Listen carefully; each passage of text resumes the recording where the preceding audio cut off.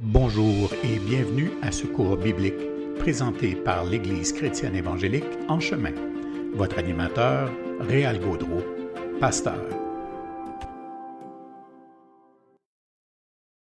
Donc, une bonne soirée à tous. Bienvenue à ce nouveau cours qui débute ce soir, ce jeudi le 11 février 2021 et qui s'intitule « Histoire du progressisme ». Donc, dans cette première séance, je vais prendre le temps de faire une bonne introduction, d'expliquer un peu l'idée derrière un cours et en quoi ce cours pourrait être utile à des croyants en 2021. Donc, tout de suite, je vous dis rapidement, l'objectif que je poursuis par ce cours, c'est de regarder à travers les derniers siècles les différents systèmes de pensée, les valeurs, les personnages et cette grande idée qui est née à peu près il y a 4-5 siècles, l'idée d'améliorer le monde, le progrès, en vue de l'affranchir de ses bêtises, mais aussi, pour certains, en vue de l'affranchir de l'idée de Dieu. Donc, comment on est passé d'un monde plutôt croyant, il y a plusieurs siècles, à un monde plutôt athée aujourd'hui. Donc, pour ça, il faut prendre le temps d'examiner un certain nombre de choses, un certain nombre de révolutions, un certain nombre d'inventions, d'innovations, autant dans le domaine de la science, de la technologie, que dans le domaine des idées, de la politique, de la religion. Donc, il y a plein de choses qui se sont brassées dans les derniers siècles, comme jamais dans les millénaires auparavant. Et le but principal était de créer, de se donner un monde meilleur, dépossédé de ces bêtises de l'Antiquité, et un monde dans lequel l'homme pourrait vivre une destinée, à tout le moins, la plus heureuse possible. Mais comme on peut l'observer avec beaucoup d'évidence en ce moment, on est davantage dans une ère de désespoir que dans une ère d'espoir. C'est-à-dire que tout ce qui a été promis, tout ce que les progrès devaient amener au monde, eh bien ces progrès-là ont effectivement été livrés, mais ce que le progrès, lui, devait produire dans le cœur de l'homme, c'est-à-dire un monde beaucoup meilleur, eh bien, ça s'est pas produit. Et ça explique pas mal d'affaires, pas mal de tumultes aujourd'hui. Donc, pendant toutes ces semaines et ces mois qui s'en viennent, on va s'intéresser à toutes sortes d'affaires. Il va y avoir vraiment beaucoup d'affaires. Les idées, les philosophies, la politique, la science, mais également les sociétés secrètes, Illuminati, francs-maçons, toutes sortes d'organisations. C'est arrivé où, ça, dans l'histoire? Et quelle est l'importance qu'on peut leur attribuer encore aujourd'hui? Donc, en guise d'introduction, je vais faire quelques lectures ici. Donc, la pandémie de la COVID-19 a ouvert une boîte de Pandore au cours de la dernière année, une boîte de Pandore de laquelle sont sorties une multitude d'informations, des plus intéressantes aux plus absurdes aussi. On a pu observer des jeux de coulisses.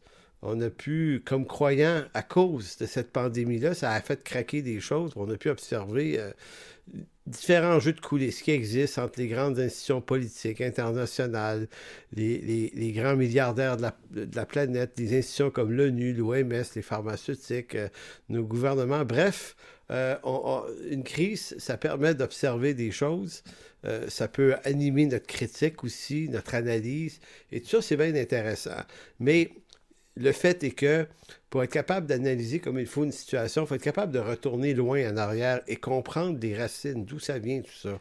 Donc, pour bien des chrétiens, au fond, cette crise-là a provoqué la découverte. C'est comme si on venait de prendre conscience de la portée des activités politiques sur nos sociétés et qu'on s'est mis à se demander si ce qui se passe en ce monde, les décisions qui sont prises, décisions politiques notamment, est-ce qu'elles ont un impact sur l'avenir de nos églises? Et là, on a vu certains niveaux d'inquiétude se relever chez beaucoup, et pour cause quand même. Donc, dans bien des cas, ce fut un réveil brutal qui a provoqué des réactions vives, spontanées, comme si tout à coup, il y avait comme une urgence d'agir pour contrecarrer des projets malveillants que certains vont appeler d'une certaine élite mondialiste qui, en secret, tire les ficelles des grandes décisions qui concernent l'avenir de l'humanité. Et on se dit, mais si ça concerne l'avenir de l'humanité, ça nous concerne aussi, comme croyants. Donc, pour bien des chrétiens, ce qui s'est passé dans la dernière année et les décisions qu'on a vues qui se prenaient, on les a vues comme potentiellement néfastes pour l'avenir de l'Église et du christianisme. Maintenant, je vais vous poser une série de questions aussi. Est-ce que c'est bien le cas? C'est-à-dire, devons-nous craindre, voire même militer activement contre des forces malveillantes, nous, en tant que chrétiens, pour empêcher certains choix politiques qui pourraient nous être défavorables? Donc, est-ce qu'on doit craindre, puis est-ce qu'on doit militer? Est-ce que l'avenir du christianisme en ce monde est déterminé par le rôle des chrétiens qui s'impliquent en politique, soit active ou soit qui s'impliquent dans une critique de la politique? Donc, est-ce que l'avenir du christianisme va être déterminé par ce type d'implication-là? Troisième grande question. Est-ce le rôle de l'Église et des chrétiens de dénoncer la corruption de nos institutions politiques, de nos dirigeants, du système capitaliste actuel, comme si on pouvait mettre fin aux corruptions qu'on observe dans ce monde par le biais de la dénonciation, parce que c'est le moyen que beaucoup utilisent en ce moment. Il faut dénoncer, il faut parler, il faut dire. Donc, le faire, ça serait comme se protéger, en fin de compte, des dérapages qui sont, pour certains, en apparence, extrêmement dangereux. Donc, c'est des questions importantes à se poser. Donc, j'aimerais vous proposer une lecture de l'apôtre Paul en Philippiens 2, 14 à 16. Philippiens 2, 14 à 16. En ce qui me concerne, moi personnellement, j'ai milité. Ceux qui me connaissent le savent. Je me suis beaucoup intéressé à tout ça. Et j'ai un peu réajusté ma réaction au cours des dernières années. J'ai réfléchi beaucoup là-dessus, beaucoup sur l'impact que ça pouvait avoir, tout ce que moi j'ai fait comme militantisme. Et aujourd'hui, j'arrive avec une proposition qui me semble bibliquement plus affermie sur l'Écriture. Et c'est peut-être ce que moi j'ai découvert, c'est que j'étais peut-être pas sensible à certains textes de l'Écriture qui me proposaient une approche. Donc, est-ce que je dois répondre aux élans de mon propre cœur naturel, en tout cas ce que mon cœur me propose comme réaction, ou est-ce que l'Écriture n'a pas une proposition à me faire, à vous faire, à nous faire là-dessus? Et dans Philippiens 2, 14 à 16, Paul donne une réponse, ma foi, extrêmement riche et éloquente là-dessus. Il va dire, écoutez bien attentivement, là, c'est assez précis, faites toute chose sans murmure ni hésitation, afin que vous soyez irréprochables, purs, des enfants de Dieu irréprochables, au milieu d'une génération perverse et corrompue, parmi laquelle vous brillez comme des flambeaux dans le monde, portant la parole de vie, et je pourrai me glorifier au jour de Christ de n'avoir pas couru en vain ni travaillé en vain. En d'autres mots, l'apôtre Paul est en train de dire aux chrétiens de Philippe que si vous suivez mon conseil, donc d'être sans murmure ni hésitation, parce que là, face à la corruption, il dit, parce que, dit-il, nous vivons au milieu d'une génération perverse et corrompue. Donc l'apôtre Paul confirme qu'on est dans un monde corrompu. Il l'est autant, lui, de son temps que vous l'êtes, vous et moi, qu'on l'est de notre temps. Donc, la question n'est pas de se poser la question sur si ce monde est corrompu, puis s'il prend des décisions qui sont contraires aux valeurs chrétiennes. C'est clair que ça se passe, ça. Mais l'apôtre Paul, ici, adresse pas à savoir si c'est vrai ou faux. C'est vrai. C'est plutôt quelle attitude. Donc, il dit, faites toute chose sans murmure. Voyez-vous l'attitude? Et, va-t-il dire un peu plus loin, votre rôle à vous, Philippiens, c'est d'être des porteurs de ce flambeau, de briller comme des flambeaux dans le monde, portant la parole de vie. Donc, ce qu'il y a sur le flambeau ici, là, c'est la parole de l'Évangile. Et donc, vous voyez que c'est un texte qui est extrêmement intéressant. Je vous recommande de le méditer, de le lire dans différentes versions, parce que on dit souvent qu'on veut se soumettre au Seigneur. Et bien ici, là, il y a vraiment un modèle, il y a vraiment un texte qui éclaircit le rôle et l'attitude. Donc, de la vie de l'apôtre Paul, l'attitude biblique face à une génération perverse et corrompue ne consiste pas ici dans la dénonciation, ni même dans les prises de position politique ou anti-politique, qui ne produisent rien de plus, selon lui, que des murmures.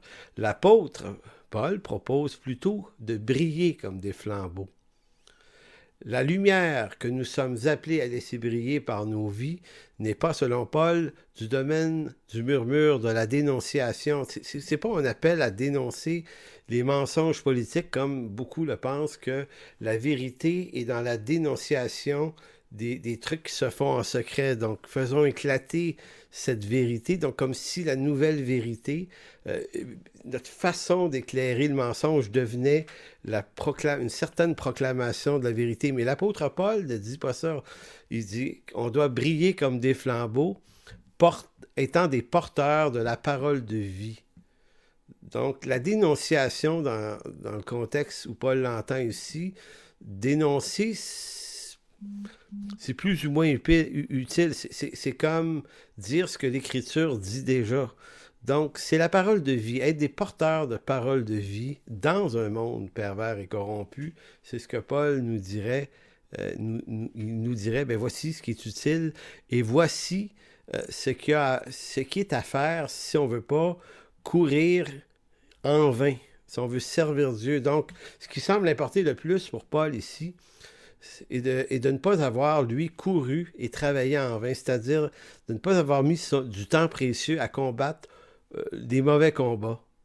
Ce qui serait, au fond, et ça c'est moi qui l'ajoute, peut-être un piège du malin, c'est-à-dire de nous occuper et de nous préoccuper par les mille et une corruptions et passe-croches que les gens de ce monde peuvent faire.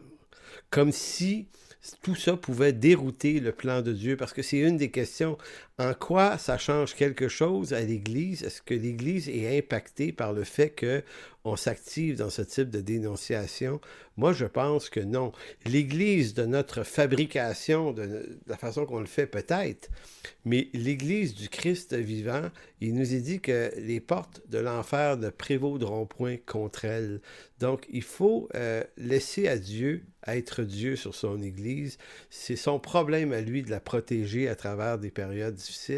Donc, dans ce sens-là, nous brillons, faisons briller ce message de l'Évangile. C'est probablement la chose la plus utile, le meilleur service qu'on peut se rendre à soi-même, aux gens qui sont près de nous et aux gens qui nous observent aussi. Donc, dénoncer la corruption du monde est une activité vaine. Pourquoi? Parce que l'Écriture a déjà pleinement éclairé la problématique de la vanité de ce monde. Dieu ne délivrera pas ce monde de sa corruption. Ce qu'il veut, c'est plutôt nous délivrer de la corruption de ce monde. Ça, c'est beaucoup plus important. Notre message n'est pas de mettre en lumière la corruption du monde, mais de marcher dans la lumière de l'Évangile afin que par nos vies, les gens de ce monde voient un espoir. Non dans l'éradication de la corruption, mais dans le message de l'Évangile qui en est la solution. Donc, la solution, ce n'est pas la dénonciation. La solution, c'est l'Évangile. Donc, c'est pour ça que je dis, découvrir en 2020, à cause d'une pandémie, que ce monde est corrompu, puis que peut-être que des pharmaceutiques profitent de l'occasion pour faire beaucoup d'argent avec des vaccins, puis de se rendre compte comment il peut y avoir du copinage dans tout ça. Je ne dis pas que c'est inutile de l'analyser, mais je crois que c'est inutile de s'enrager, puis de se mettre dans des conditions d'amertume et d'inquiétude pour ça, puisque on a reçu par la grâce de Dieu le don de la vie éternelle. L'Église est sous la puissante main du Seigneur et rien ne peut lui arriver. Donc, une critique, une attaque de nos autorités gouvernementales n'est pas recommandée dans l'Écriture. Je crois même que c'est une faute devant Dieu de le faire, dont on devrait se repentir, puisque l'Écriture nous demande de prier pour ceux qui sont en autorité et quel qu'il soit. Et l'apôtre Paul, qui faisait cette recommandation, évidemment, vivait sous des empereurs comme Néron, qui étaient des fous alliés, littéralement. Donc, vous voyez que si Paul avait cette intention de son temps, bien, à plus forte raison, vous et moi, on est capable de comprendre le discours et de suivre son conseil. Voilà pour une partie de l'introduction. Donc, dans cette série Histoire du progressisme, nous essaierons de mieux comprendre comment les hommes, au cours des 5 derniers siècles, ont voulu humainement se défaire eux-mêmes de ce monde corrompu, de ces dirigeants, de ces rois corrompus, par l'idée du progrès. Puis c'est extrêmement important ce que je viens de dire là. C'est que l'homme de ce monde n'est pas aveugle et ignorant de la folie de ce monde. Il y avait des guerres, il y avait des tragédies, il y avait des absurdités durant toute l'histoire de l'humanité. Et c'est vers le 17-18e siècle qu'est née cette idée de s'en sortir.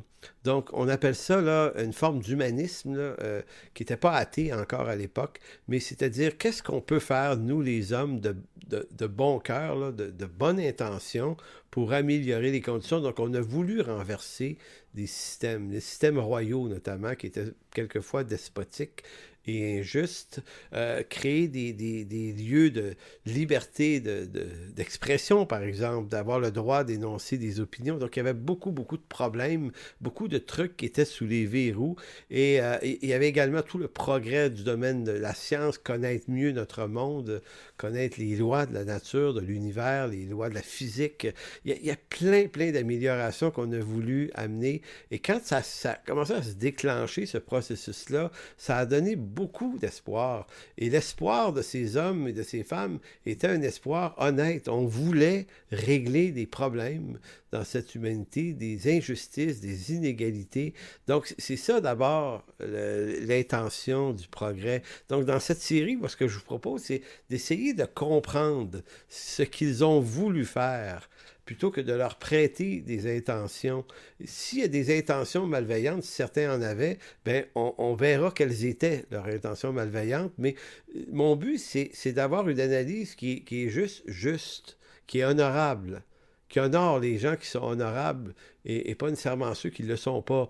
Donc, nous retracerons l'histoire de ceux qui ont dû prendre des grandes décisions, qui ont posé des actes graves, des révolutions, des choix politiques, philosophiques, économiques, scientifiques, par lesquels ces hommes ont pensé pouvoir affranchir notre humanité de la bêtise humaine qu'ils voyaient eux-mêmes. Mais au fond, ce qu'on va voir aussi, c'est que malgré tous ces siècles de bonnes intentions, au 21e siècle aujourd'hui, ben, on est forcé de découvrir, de constater qu'on a échoué, que ça a échoué ce projet-là. Donc le progrès, ça vous dit quelque chose? Ben, le progrès, parlons-en. Le progrès est une idée qui fait son chemin depuis environ 500 ans. On est dans les approximations quand même, mais on va quand même donner des dates à ça.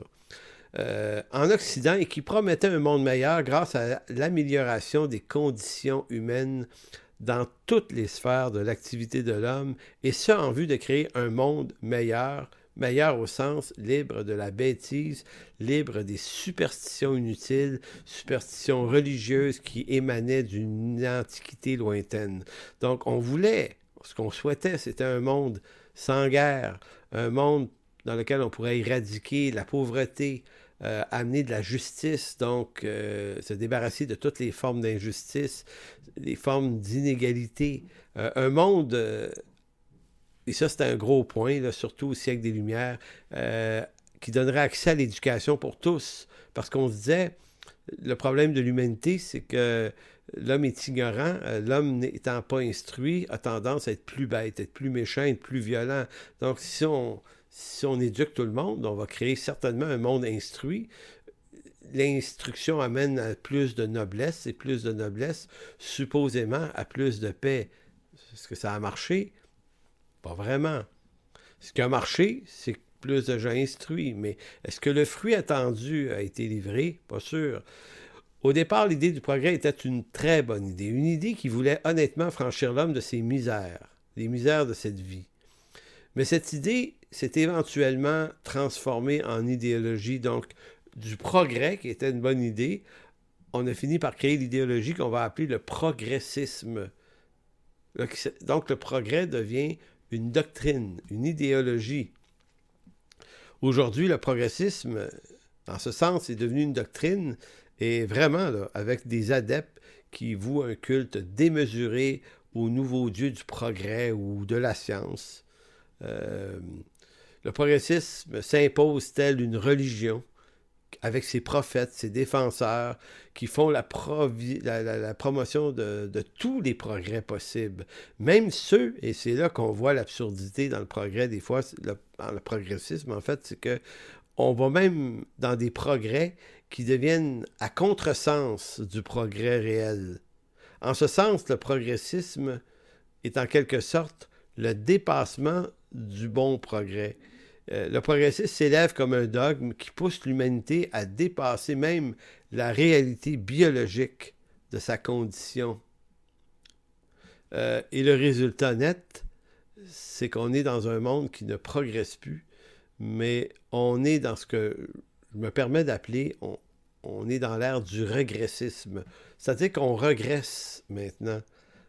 C'est comme si à un moment donné, le progressisme a atteint son pic. Et là, je ne suis pas en train de dire qu'on ne peut pas inventer des nouvelles affaires. Là. On va inventer une nouvelle affaire, mais l'idée du progrès qui était d'amener le monde dans une condition meilleure, c'est comme si ça avait atteint sa limite. Et depuis quelques décennies, on est dans une espèce de retour vers la folie, vers la bêtise, vers toutes les formes de bêtise. On est juste plus instruit pour le faire. Je vais vous donner quelques exemples.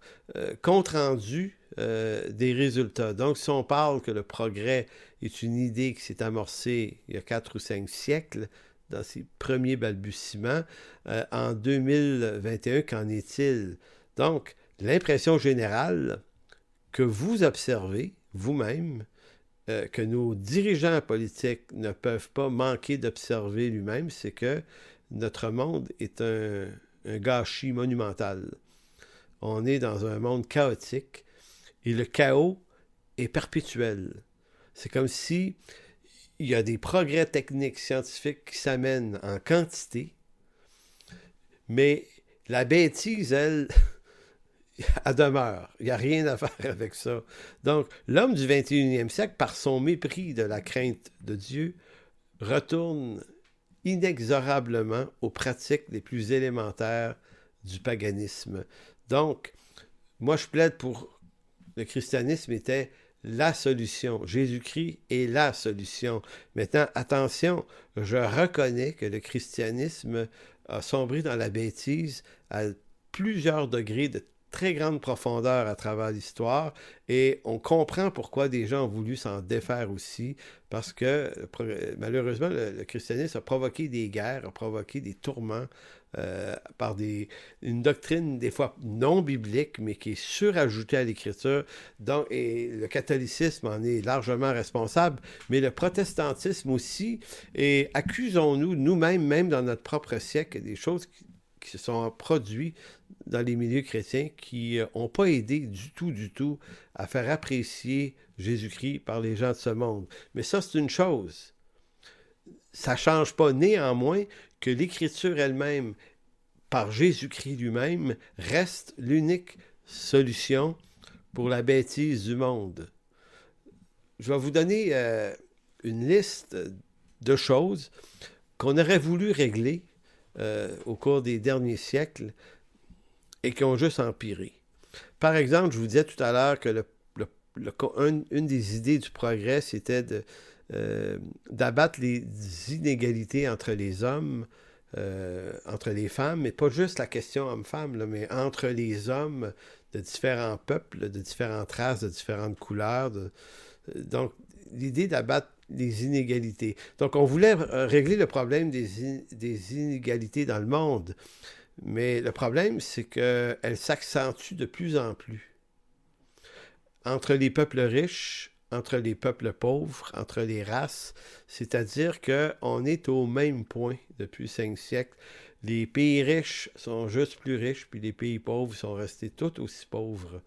Et on est encore au même lieu, ou à peu près. Le problème de corruption. La corruption, ce n'est pas un phénomène actuel, c'est un phénomène historique. Il y a toujours eu de la corruption. il y a de la corruption dans nos dirigeants, mais il faut faire attention, on ne peut pas juste accuser les gens, les gouvernements d'être corrompus. Un peu tout le monde est corrompu à sa façon, même des croyants, je connais, qui ont souvent fait des petites passes-croches pour ne pas payer d'impôts. Mais c'est de la corruption, ça aussi. Le mensonge, le magouillage. Écoutez, il ne faut pas juste voir la corruption comme étant le problème des autres. C'est un problème d'humanité, c'est un problème de cœur de l'homme.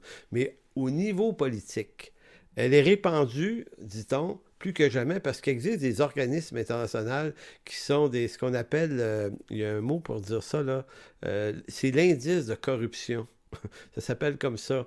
Donc, il y a des gens qui font de la recherche là-dessus. Ils essaient d'observer l'indice de corruption dans les différents pays du monde et on raconte que la plupart tous les pays dans le monde ont un certain indice de corruption. Le pays le moins corrompu au monde, c'est la Nouvelle-Zélande. Imaginez, qui arrive au premier rang. Et le dernier pays, en ce moment, ce serait le Yémen, dans l'indice de corruption. Imaginez. Et le Canada se situe au 8e rang. C'est-à-dire qu'il est au 8e rang des pays les moins corrompus. Et vous et moi qui vivons au Canada, on est témoins de certaines corruptions. On voit bien, là, il y a souvent des enquêtes qui se font dans nos parlements, puis des passes par des ministres, puis des trucs tordus, un peu corrompus. Et on trouve ça, c'est de la corruption, ça en est. Imaginez, on est au 8e rang. Donc, tous les autres, là, il y a près de 200 pays qui sont plus corrompus que ça encore. Imaginez à quel point ça va pas bien dans nos gouvernements. Le domaine de l'économie maintenant, ce qu'on peut dire de l'économie actuelle, c'est que, encore là, on aurait aimé régler les problèmes d'inégalité économique, que tout le monde peut savoir de quoi pour vivre convenablement, mais ce qu'on constate aujourd'hui, c'est que l'économie est chancelante, elle est incertaine, et c'est causé par quoi, ça? Ben, par les grands capitalistes du monde et leur soif de gain. On raconte, ça c'est un article que j'ai pris dans Oxfam qui dit « Dans le monde, les riches sont toujours plus fortunés et les pauvres sont chaque jour de plus en plus nombreux à vivre dans la pauvreté. Les écarts de richesse atteignent des niveaux jamais vus dans l'histoire de l'humanité. Aujourd'hui sur la planète, écoutez bien ça, là, ça vaut la peine. Aujourd'hui sur la planète, les 8 personnes les plus riches de la planète détiennent autant d'argent que l'équivalent de 3,5 milliards d'individus, soit 50% de la population mondiale. C'est incroyable, là. Statistique d'Oxfam Québec, pas Oxfam Québec, mais Oxfam. Donc, vous prenez les 8 hommes les plus riches du monde et ils ont un poids financier équivalent à 3,5 milliards de personnes, pas parmi les plus pauvres. 3,5 milliards d'individus comme vous et moi. Ça vous donne une idée de l'écart extraordinaire qui nous sépare des plus riches. Donc, on n'a pas réglé les problèmes d'équité financière. Problème d'environnement maintenant, la question de la planète. On raconte ici que 40 ans d'alerte sur les changements climatiques n'auront finalement servi à rien. Le scénario du pire s'esquisse maintenant clairement avec des conséquences qui seront irréversibles pour l'humanité. Une nouvelle étude scientifique examine les différentes rétroactions qui conduiront probablement notre planète à devenir invivable d'ici quelques décennies.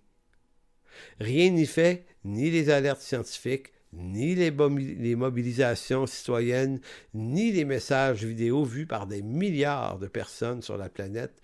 Et bien qu'ils sont abondants sur les réseaux sociaux, 2 petits points, nos civilisations restent prisonnières d'un modèle de développement destructeur qui n'offre aucun avenir, tandis que la très grande majorité des citoyens, vous, moi là, pas les autres, vous, moi, restent esclaves de ce système qu'ils apprécient néanmoins puisqu'ils y consentent. Donc, ce que cet article-là disait, c'est que ça ne change pas parce qu'on ne veut pas vraiment que ça change. Parce qu'on aime plus notre confort qu'on aime l'idée de s'en défaire pour créer un revirement de situation concernant les problèmes de l'environnement et de l'écologie. Donc, on n'a rien changé. Donc, je suis encore en train de vous parler du progrès qui devait amener l'homme dans des conditions meilleures et pourtant, finalement, on le voit bien, ça ne change pas. Les violences. Il y a également des statistiques intéressantes et importantes sur le monde et ses violences. Le 20e siècle, statistique rapide à dire comme ça, qui était le siècle de l'intelligence, le siècle de la science, le siècle des communications, le siècle d'une grande civilisation et le siècle qui a vu le plus de morts par guerre, 230 millions à travers les différentes guerres, la première et la deuxième guerre mondiale. Mais il y a eu tout ce qui s'est passé en Chine, tout ce qui s'est passé en Russie également avec la révolution bolchevique. Et tous les autres micro-génocides qui ont eu lieu sur la planète et les guerres en un siècle. Le 20e siècle, le siècle le plus instruit, est aussi le siècle qui à lui seul a tué plus de gens par des guerres que tous les autres siècles de l'humanité réunis ensemble. Et sans compter le USA Today qui répertorie les tueries aux États-Unis, raconte que de 2006 à 2017, 11 ans, 271 tueries aux États-Unis. Écoutez, les armes en grande circulation, là. Donc, ça équivaut à une tuerie de masse. Là, ici, pas un meurtre, là. Les meurtres, ils ne sont pas comptés ici. Une tuerie de masse, c'est quand il y a plus que 5 ou 6 personnes tuées. Donc, on parle de quelqu'un qui perd la tête et qui tue des gens comme ça, là. Donc, c'est ça qu'on appelle une tuerie de masse. Il y en a eu 271 en 11 ans. On dit que c'est comme s'il y en avait une à tous les 16 jours. 22 par année. C'est assez extraordinaire. Puis au Québec, ici, puis à Montréal, on en a eu. Celle de la Polytechnique, il y a quand même au-dessus de 25 ans, mais il y en a eu d'autres là, au Collège d'Arcine. En d'autres mots, ça, c'est un phénomène qui s'amplifie beaucoup, beaucoup depuis plusieurs années. Donc, la violence, notamment dans les écoles, la violence... et notamment ce genre de tuerie-là est arrivé souvent dans des lieux scolaires. Donc, ça va pas bien. Là. Écoutez, je ne sais pas comment vous dire autrement, mais c'est des statistiques alarmantes. Allons maintenant sur les troubles de la santé mentale. Rapidement, au Québec, au cours des 4-5 dernières années, on a évalué qu'on émettait entre 11 et 13 millions de prescriptions d'antidépresseurs et de médicaments reliés au tout ce qui est du domaine de la dépression. Entre 11 et 13 millions de prescriptions par année, seulement au Québec. Seulement au Québec. Les drogues, le problème est à ce point criant que nos gouvernements ont choisi de baisser le bras devant le crime organisé, puis on dit, on va légaliser sa consommation, puis on va même ouvrir des boutiques pour en vendre nous-mêmes. C'est comme si c'était la solution dans la légalisation, mais ce que ça vient montrer, c'est que nos décideurs sont tout simplement dépassés. Puis si vous étiez à leur place, vous ne feriez pas mieux, là. C'est des problèmes complexes. Le décrochage scolaire, seulement ici au Québec, 30%, dans les pays industrialisés, 30% des jeunes lâchent l'école, très jeunes, finissent pas leur secondaire, désespoir. Taux de suicide chez les jeunes extrêmement alarmant également. Dans un monde pourtant supposément instruit, plus confortable, un monde, on pourrait dire, où il y a tous les conforts nécessaires, tous les soins médicaux nécessaires, et pourtant on se suicide plus que jamais en Occident. Ce qui montre, et ça c'est une tendance lourde là, pour les décideurs politiques, si les gens n'ont pas envie de vivre dans le siècle présent, c'est que le siècle présent rend les gens malades. Donc, c'est d'autres types de problèmes. On parle également de la DPJ, là, décrochage scolaire, mais également tous les signalements à la DPJ.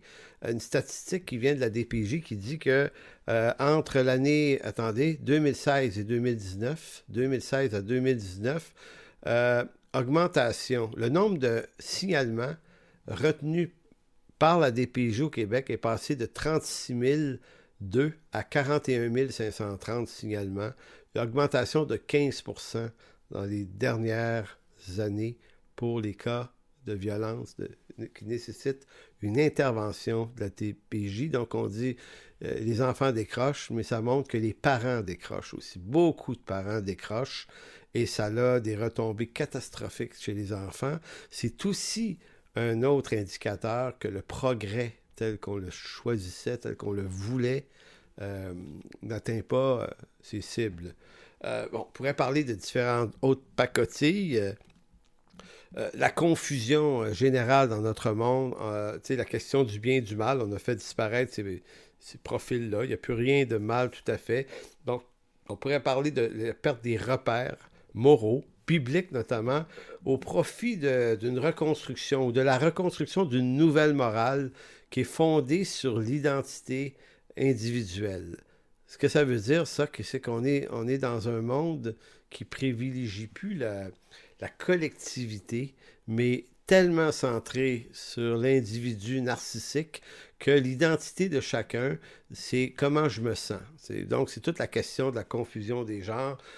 J'ai un corps d'homme, mais je me sens pas homme, donc je vais changer ça pour être une femme, ou l'inverse. Et là, il y a toute la question de ne pas savoir, je suis un homme, mais je suis pas sûr que je suis une femme non plus, donc je vais aller me modifier, puis faire une transformation qui va arriver à quelque part entre les deux, hommes et femmes. Donc, on peut être des queers, puis de toutes les sortes de personnes. Et là, c'est devenu ça, une primauté du droit, le respect de l'identité individuelle.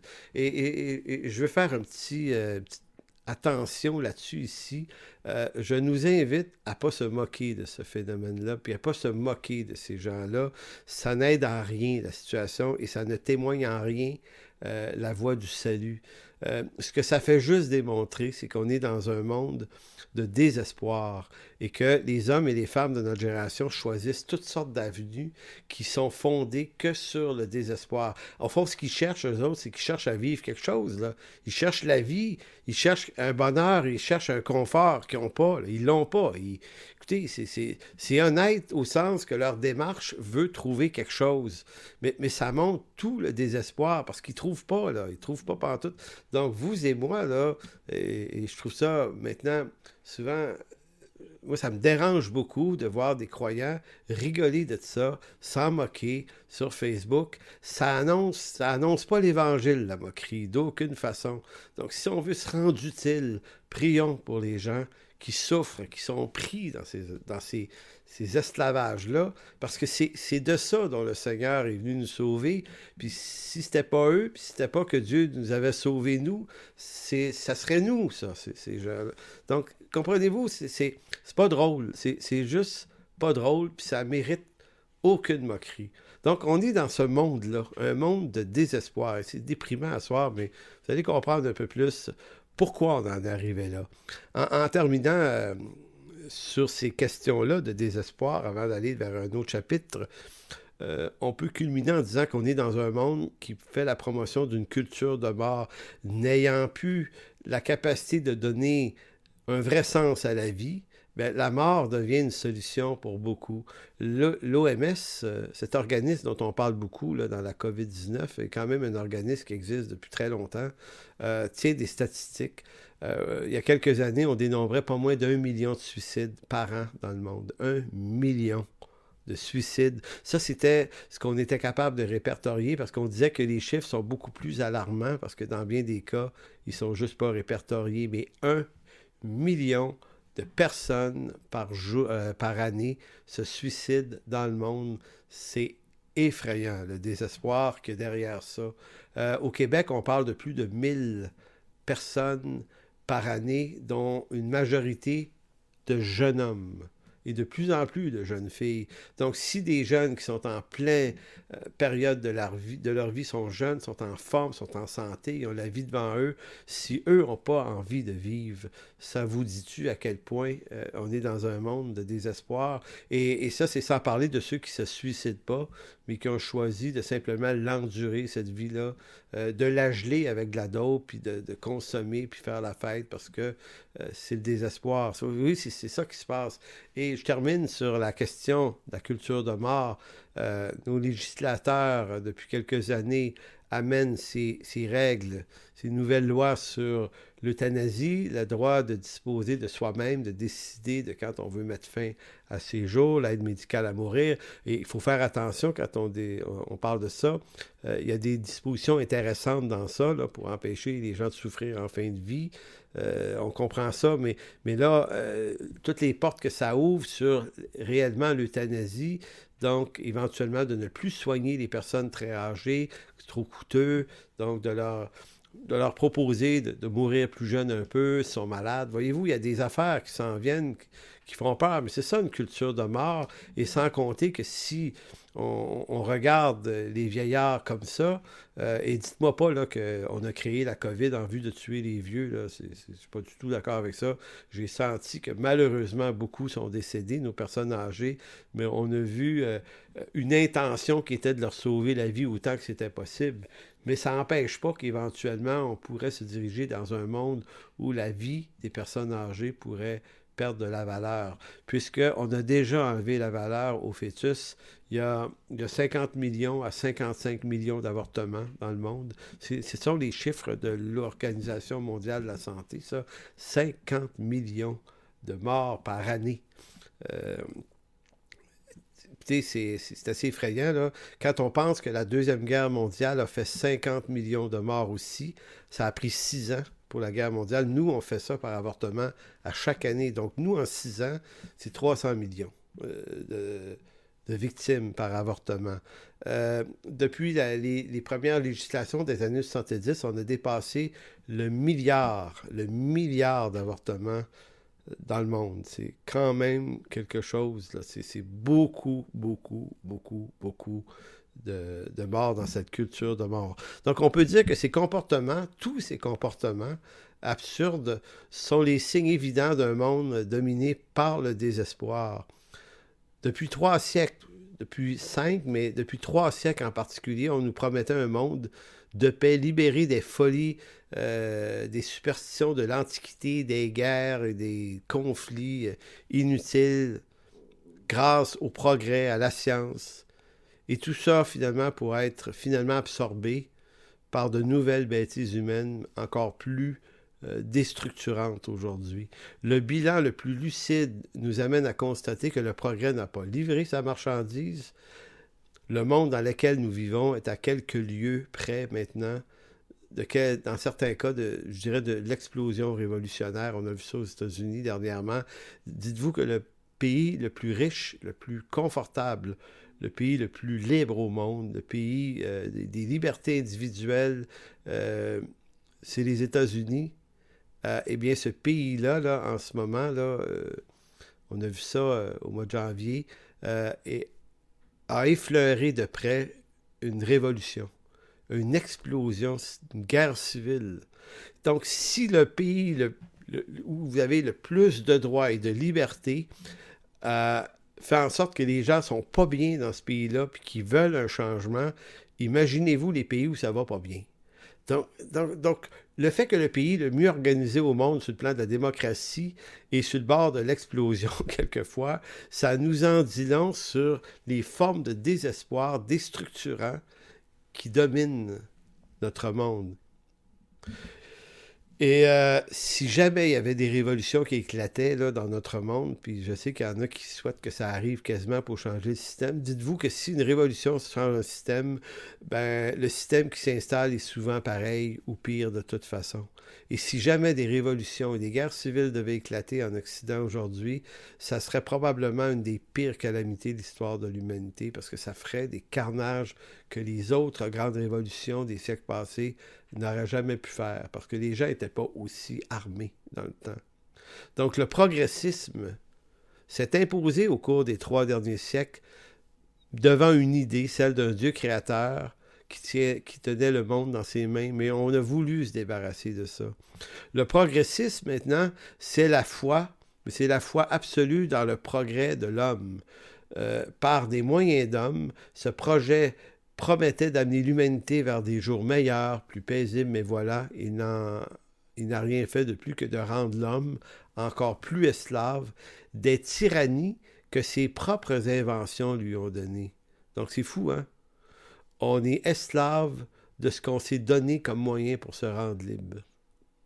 Donc, qu'est-ce que le progrès a effectivement amené? Je vous mentionne quelques affaires parce que je ne suis pas en train de vous dire qu'il n'y a pas eu de progrès. Je suis en train de vous dire que le progrès n'a pas livré la marchandise de créer un monde meilleur, mais le progrès a quand même amené beaucoup de choses, notamment une panoplie de nouvelles innovations techniques qui ont facilité la vie, le travail de l'homme. Donc, tout le monde du travail, le monde manufacturier, tout le domaine du transport, comment on a facilité le monde des communications. Donc, les innovations techniques là, ont été au rendez-vous. Les découvertes scientifiques qui ont permis de percer les mystères, les mécanismes de la nature, comme jamais, autant de l'infiniment grand dans l'univers que l'infiniment petit, qui ont permis, découvertes scientifiques, d'améliorer les conditions médicales. On est bien traité aujourd'hui, on a tout ce qu'il faut, on peut nous sauver d'un cancer et des maladies coronariennes comme avant, on ne pouvait pas le faire. Donc,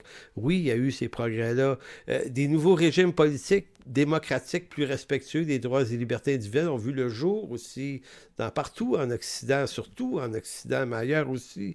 Donc, les royautés, ces rois idiots là, qui ont régné pendant des siècles, c'est plus là. Mais malgré ça, on a des régimes politiques démocratiques et vous voyez, ça fait pout-pout à bien des places, ça ne marche pas tant que ça. Le taux d'insatisfaction reste très élevé. On a amélioré également tout ce qui est du domaine de l'éducation. Juste une petite statistique intéressante. En Europe, aux alentours des années 1400-500, donc il y a 5 ou 6 siècles, on dit que plus ou moins 5 à 10% des gens savaient lire. Plusieurs ne savaient pas écrire, mais savaient lire et parler le latin, qui était souvent une langue importante. Donc, à peine 5 à 10%, donc vous aviez 90% des gens qui ne savaient ni lire ni écrire, mais on n'en avait pas besoin parce qu'il n'y avait pas une diffusion des livres encore, l'imprimerie n'étant pas encore inventée, donc on n'avait pas accès à des livres, c'était pas utile. Donc, c'était juste les personnes en haut lieu, les clercs qu'on appelle les moines savaient lire, les gens qui dirigeaient les religions savaient lire, les royautés, donc toute la noblesse, mais c'était 5 à 10%. Donc, au début du 19e siècle, en 1900, on dit que 20% maintenant. Donc, on a doublé, triplé le nombre de personnes qui savaient lire entre les années 1500 et les années 1900. Donc, vous allez dire, c'est pas beaucoup, 20%.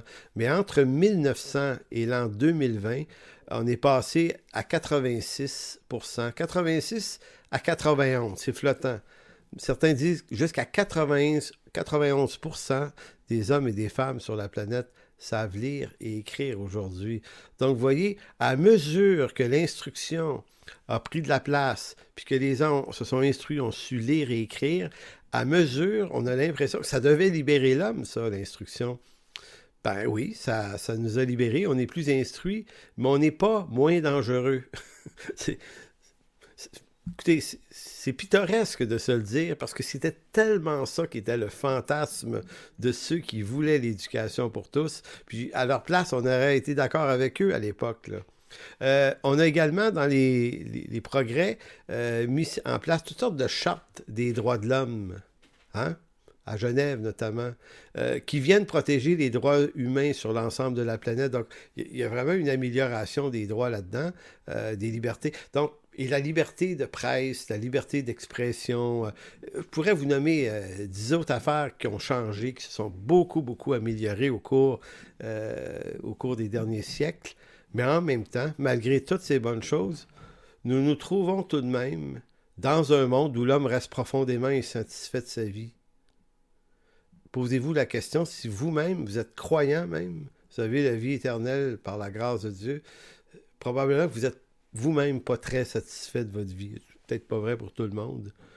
Donc, chacun d'entre nous souhaite des changements, même les croyants. On a l'impression que... Donc, on est comme une race insatiable. On est confortablement assis chez nous, tout va bien. On veut que ça change pareil. C'est incroyable, hein? Nous sommes entourés de tous les conforts possibles que ne possédaient pas nos ancêtres, en tout cas pas les miens, parce que quand j'allais en Gaspésie, dans le coin de Chandler où mes grands-parents vivaient quand j'étais tout petit dans les années 60. Ils avaient des maisons avec pas de toilette dedans. Il y avait une chiotte derrière. J'ai connu, j'étais tout petit. Il n'y avait pas ça. C'est incroyable comment est-ce qu'il n'y avait pas les technologies qu'on a. Il n'y a pas de télévision. Puis nous, ben, écoutez, on a des ordis et des écrans de télé, on ne sait plus où y mettre, tellement qu'on en a. Donc, c'est pour ça que je dis, on est entouré de toute une panoplie de confort que nos ancêtres n'ont jamais eu. On dispose de bons emplois, de soins de santé, on a des biens matériels de toutes sortes, de l'argent, peut-être même des voitures. On a du divertissement autant qu'on veut. Bon, on en est privé en ce moment pour peu de temps, mais ça va revenir. Là. On est entouré de sécurité, on est en sécurité dans nos demeures. Comme jamais on l'a été. On est des êtres privilégiés par toutes ces richesses et cette abondance. Et pourtant, toutes ces choses ne comblent pas le cœur de l'homme. Vous savez, il y a 2 ou 3 siècles, on a fait des révolutions. Il y en a eu en France, en Angleterre, il y en a eu aux États-Unis. On a fait des révolutions pour obtenir tous ces conforts-là. Maintenant que nous les possédons, ben, on est encore mécontent. Donc, ça montre juste une chose, c'est que le progrès en Occident est malade. Et il y a quelque chose qui fait qu'on dirait l'Occident est en train de s'effondrer comme civilisation. Donc, si on revient à tout ça, dites-moi, est-ce que les pressions politiques, les dénonciations, faire des révolutions, brasser des idées, mettre ça sur Facebook, puis gueuler, pensez-vous que ça va changer quelque chose? Pensez-vous que le monde va se mettre à vous écouter, va dire, OK, on arrête d'être corrompu, on arrête d'être malade, on arrête d'être... Écoutez, ce que ça vient montrer, tout ce que j'ai dit, c'est que ça vient prouver le message de l'Évangile. Ça fait ressortir toute sa lumière, toute sa force. Si le monde n'a pas de réponse, malgré tous les progrès pour expliquer l'inefficacité du bonheur humain, et si le monde n'est pas capable de guérir ce monde du désespoir, le désespoir qui est là au fond des cœurs, ben, c'est probablement que la parole de Dieu nous donne une meilleure réponse. Proverbe chapitre 1, versets 29 à 33. Proverbe 1, versets 29 à 33, c'est Dieu qui parle, c'est la version Semeur. « Puisqu'ils ont détesté mon enseignement et qu'ils n'ont pas choisi de révérer l'Éternel et qu'ils n'ont pas voulu de mes conseils, ils ont dédaigné tous mes avertissements, eh bien, ils récolteront les fruits de leur conduite et ils se repaîtront jusqu'à ce qu'ils aient qu'en aient plus assez de leur propre, qu'ils en aient assez de leur propre projet. Car la présomption des stupides causera leur mort, et l'assurance des insensés les perdra. Mais celui qui m'écoute habitera en sécurité, il vivra tranquille sans avoir à redouter le malheur. » Ce qui est de très important à retenir là, dans ce que je vous dis aujourd'hui, c'est que c'est comme pas drôle du tout. C'est assez dramatique. L'homme, avec son intention de progrès, ses visions humanistes de la société, a écarté Dieu de l'équation en se disant on n'a plus besoin de Dieu. Et au fond, c'est le résultat qui est là aujourd'hui. Donc, c'est certainement pas de juste jouer au dénonciateur qui va régler le problème. L'Évangile va régler le problème. Et l'Évangile ne fera pas en sorte que le monde ne soit plus corrompu.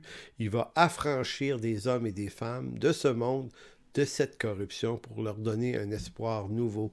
L'homme du progrès, c'est l'homme qui, dans son humanisme effronté, a cru que la science et son savoir, évacuant Dieu de l'équation, lui permettrait de créer ce monde meilleur sans lui. Hélas, l'homme livré à lui-même ne peut amener l'humanité que dans une culture de mort et de désespoir. Et j'en tiens témoin un texte de l'apôtre Paul qui le disait il y a 2000 ans, Romains 8, versets 5 à 6. Romains 8, 5 à 6, c'est probablement la Semeur encore. Oui, c'est la Semeur. En effet, les hommes livrés à eux-mêmes tendent vers ce qui est conforme à l'homme livré à lui-même. Mais ceux qui ont l'esprit tendent vers ce qui est conforme à l'esprit. Car ce à quoi tant l'homme livré à lui-même mène à la mort, tandis que ce à quoi tend l'esprit conduit à la vie et à la paix. En effet, l'homme livré à lui-même, dans toutes ses tendances, n'est que haine de Dieu. Il ne se soumet pas à la loi de Dieu, car il ne le peut même pas. Quand l'apôtre Paul a écrit ça, il n'était pas fâché contre les incroyants. Il était simplement en train de décrire un phénomène qui fait autorité spirituelle. Sans l'Esprit de Dieu, t'es livré à toi-même. Et si t'es livré à toi-même, ben, tu vas être livré à tous tes penchants. Donc, c'est pour ça que je dis que la moquerie, la dénonciation n'est pas une solution. Il va falloir, nous, comme croyants, là, se faire une réforme de nos idées, de nos pensées et réapprendre ce que veut dire avoir de la compassion pour un monde souffrant. La solution s'appelle Jésus-Christ. Il me reste 7-8 minutes, si vous voulez bien. Je vais probablement dépasser les 60 minutes. Et c'est comme ça parce que j'ai un contenu que je veux vraiment livrer. Je veux juste terminer sur la question des paradigmes aujourd'hui. Un paradigme, c'est très important, on va revenir souvent là-dessus. J'en donne la définition maintenant.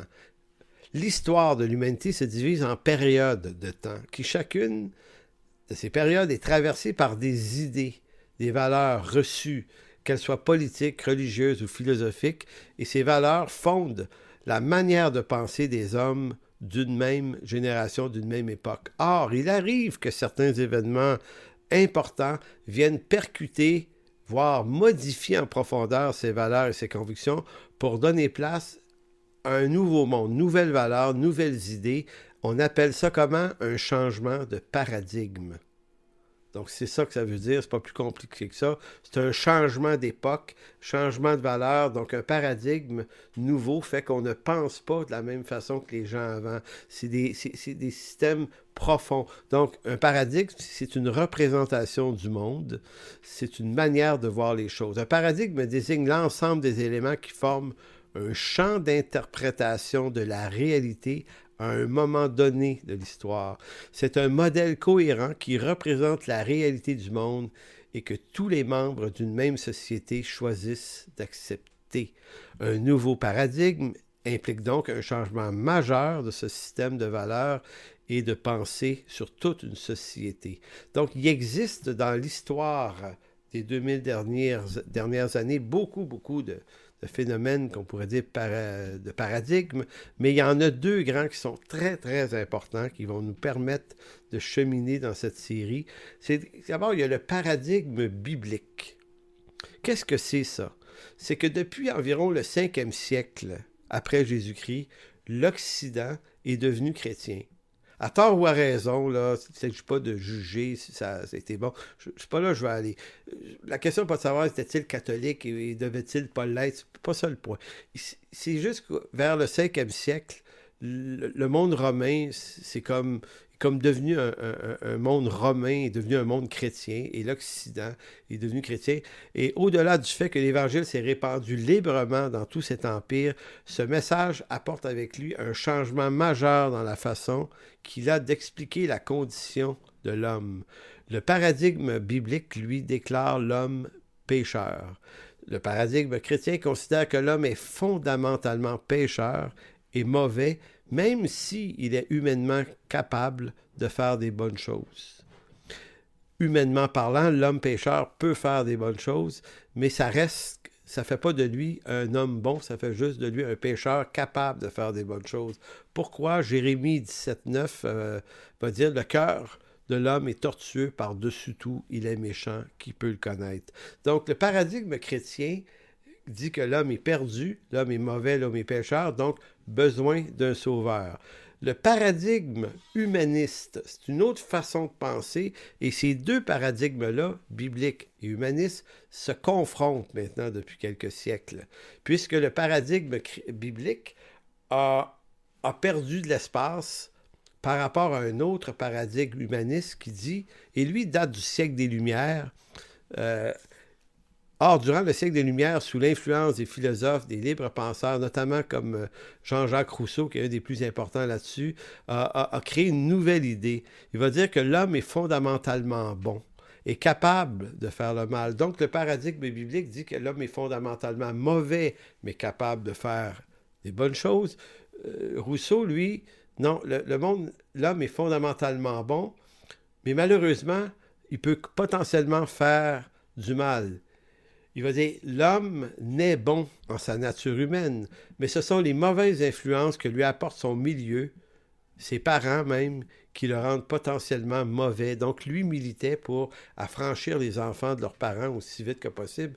Il va avoir une émission là-dessus dans quelques semaines. Et comment ces hommes-là ont pensé, puis comment ils se sont trompés. Bien qu'ils améliorent les conditions de vie de l'homme, les progrès socio-scientifiques n'ont pas arrivé. Donc, Rousseau s'est trompé. Il croyait qu'une bonne éducation rendrait l'homme meilleur et le monde meilleur, mais finalement, il s'est tout simplement trompé. Au 21e siècle, on est dans un monde qui démissionne. Comment expliquer que les grandes découvertes scientifiques et toutes les améliorations techniques et tout l'optimisme qu'ont eu les hommes du 18 et du 19e siècle ont abouti au 20 et 21e siècle, dans un siècle des plus déprimés de l'histoire? C'est ce qu'on va tenter de répondre à la prochaine émission. Et j'en viens à la conclusion. Petit texte que je vous lis. On va expliquer ça. Vous allez voir, ça va être passionnant. L'histoire du progrès, ça commence aux alentours de 1453-1455. Dans ces 2-3 années-là, à Strasbourg, je ne sais pas si Strasbourg, à l'époque, était en territoire allemand ou France, là, mais un certain homme du nom de Johann Gutenberg, très connu, Gutenberg, lui, c'est un Allemand qui est né à Mayence, là, a réussi à perfectionner une invention. Il l'a perfectionné, qu'on appelle une presse mécanique, pour imprimer des livres, des journaux. Et lui, il a inventé quelque chose. Il n'a pas inventé tout à fait la presse, mais il l'a amélioré, mais tellement, qu'il est un peu comme l'inventeur de l'imprimerie, c'est lui qu'on dit. Et grâce à une presse mécanique avec des caractères mobiles. Et de ce fait, savez-vous ce que Gutenberg a créé, sans en être complètement conscient? Il a multiplié par 80 la vitesse de diffusion et d'imprimerie des livres. Il prenait 80 fois moins de temps. Puis les premiers livres qu'il a imprimés, c'est des Bibles. Lui, dans un centre de copistes de moines, le temps que ça prenait copier une Bible, lui seul pouvait en faire 80 pour la même période. Donc, il a multiplié par 80 l'édition des livres. Et dans les années qui ont suivi, d'autres imprimeries se sont ouvertes partout en Europe et on a multiplié non plus par 80, mais par 1000, par 2000, par 10 000, par 100 000. La possibilité, et on rentre dans le monde de la littérature. Et qu'est-ce que ça veut dire, ça? Ben, c'est que tout le monde a des livres, tout le monde peut se procurer maintenant des livres à prix abordable. Ben, beaucoup de monde vont se mettre à vouloir lire. Lire, écrire, diffusion de la connaissance, et c'est dans cette espèce de ce terreau-là qu'est née l'idée du progrès. Avant Gutenberg, avant ça, le progrès est un mot qui pratiquement n'existe pas. On ne voit pas le monde comme un phénomène d'amélioration, de progrès. On est dans un monde qui est cyclique. Ça tourne en rond, on utilise toujours les mêmes choses, les mêmes procédés, mais un peu après Gutenberg, on entre dans une nouvelle dynamique, un nouveau paradigme, celui du savoir, de la connaissance et du progrès. Donc voilà sur quoi je m'interromps pour ce premier cours ce soir. Donc, j'espère que vous pouvez apprécier, même si vous n'êtes pas tout à fait habitué à tous les concepts que je donne, là, c'est pas grave. Vous allez voir, vous allez, peut-être que c'est pas tout, vous allez en saisir quand même pas mal, et ça va vous permettre de vous faire une tête, et à mesure, à chaque émission, on va progresser, on va comprendre quelque chose de plus, et à la fin, vous allez très très bien saisir qu'est-ce qui s'est passé dans les derniers siècles. Et il y a des affaires qui valent vraiment la peine, parce que quand on comprend ces détails-là, on se dit « OK, je comprends pourquoi le monde est comme il est. » Et si on comprend bien le monde dans lequel on vit, on peut mieux rejoindre par l'Évangile les gens qui y vivent. Alors, je vous souhaite une bonne fin de semaine, une bonne semaine, et on se revoit jeudi prochain.